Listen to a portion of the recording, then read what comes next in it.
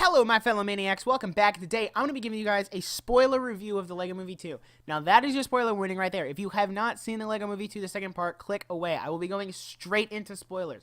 Now, if you haven't seen the movie yet, check out that little eye in the corner. I'll be linking my non-spoiler review so you can watch that because I did not have any spoilers in it at all. So, you have been warned. Spoilers starting in 3, 2, 1. All right, if you're still here, we're diving straight into the spoilers. So, let's talk about the end of the movie. Now, ooh, I love this movie so much. This is going to be more of a rant about the movie than an actual review, but I will try to turn it into an actual review.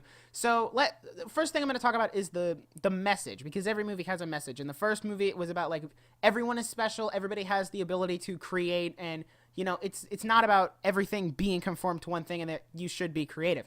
The point of this movie was older Finn not getting along with his sister, causing the, the Armageddon. Oh my gosh, that was so funny. It was like, ugh, man. Phil Lord, Chris Miller, if you're watching this video, you've outdone yourselves. You've easily outdone yourselves with this movie. You please make a third one.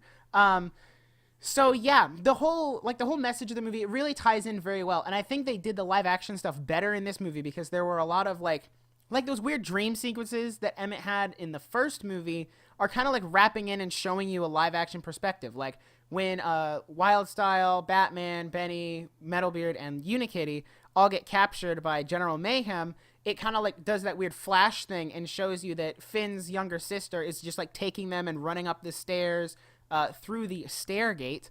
And then Finn has to go after her and get like the stuff back, and that's Representative Emmett going through the Stargate after them.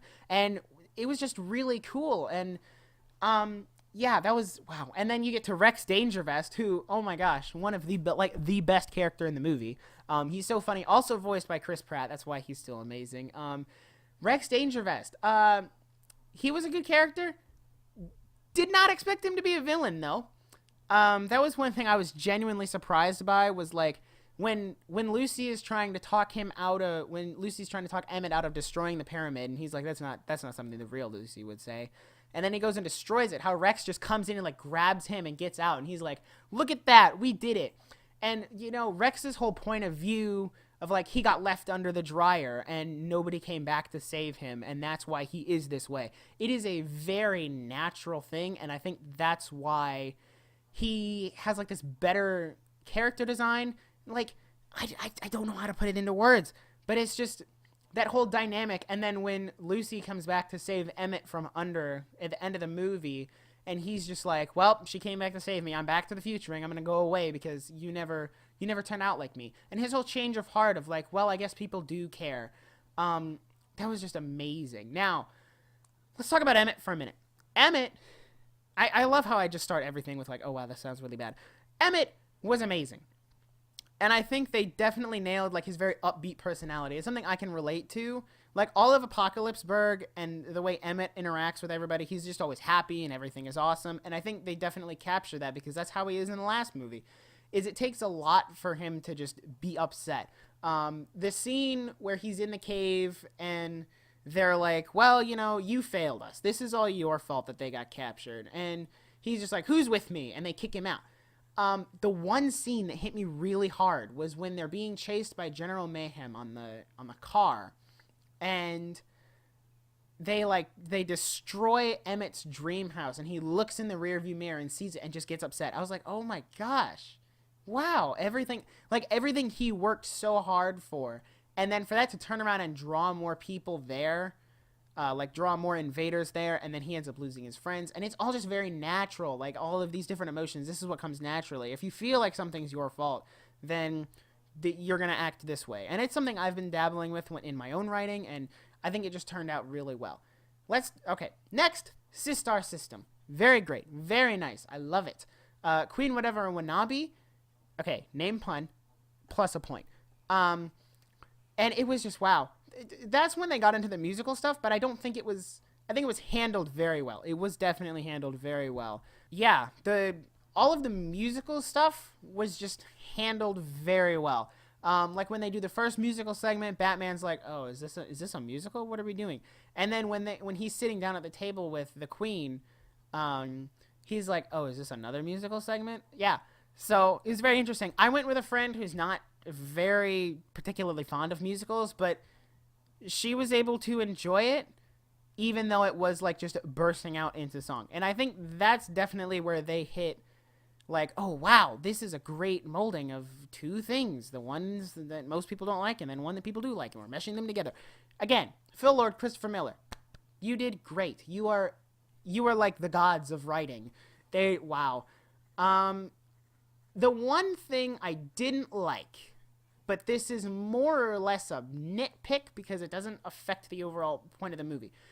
In the first, I want to say 5 minutes of the movie, Lucy is trying to teach Emmett how to brood, or how to be like dark and brooding, because he's like all happy and upbeat. And then he tells her about his dream with like the dolphin with the clock that says 5:15 and like basically the whole climax of the movie. And I understand that you need it there to set up the plot of the movie, but I think it was just a little too much in your face. It was, I don't know. I know they did a prophecy in the last movie, but that was very vague.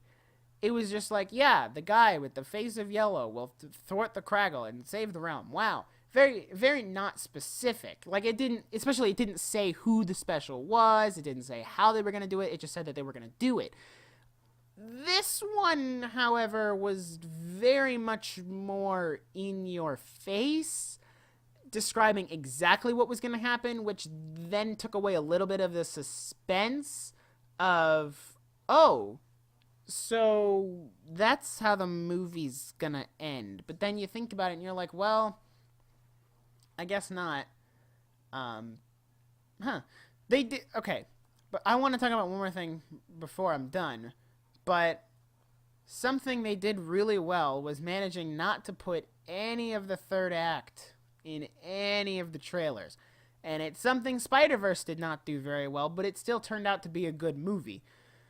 The Lego Movie 2, I think the latest we ever see is the wedding scene, which is right before the climax, but they show nothing from the climax to the falling action to the resolution. None of that is in the trailer, and I think that's great because nothing like that should be in the trailer. And then another thing, this is kind of going back to the whole prophecy thing. Like the whole vision, I understand, yes, it needed to be there, blah, blah, blah, blah, blah. The way they handled it, though, was really good, sorry.